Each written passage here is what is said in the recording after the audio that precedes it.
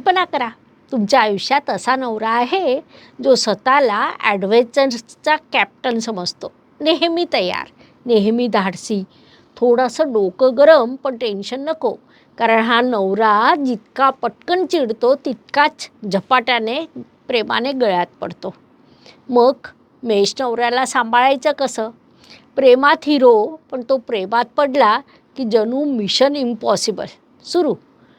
तुमच्या सुरक्षेसाठी तो काहीही करेल, पण स्वतःला सुपरमॅन समजतो. त्याला फक्त एक वाक्य म्हणा, तुझ्यासारखा कोणीच नाही, बस लगेच जाईल बहरून.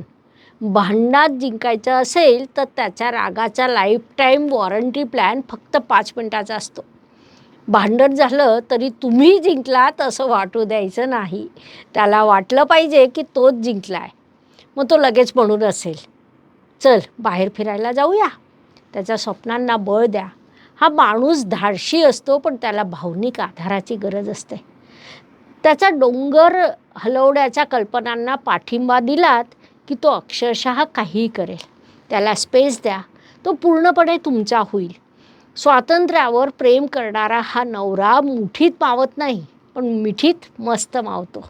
तो तुमच्यावर प्रेम करतो, पण तुम्ही त्याला प्रेमाने गोंजारलं की तो आणखी हळवा होतो. थोडं नाटक हवं. त्याला जिंकायचं असेल तर प्रेम, धैर्य आणि थोडं नाटकही आलं पाहिजे. कारण मेष नवरा म्हणजे प्रेमाचा ज्वालामुखी. थोडा गरम परंतु आतून गोड आणि प्रेमळ. तर मेष नवऱ्याला सांभाळायला तयार आहात?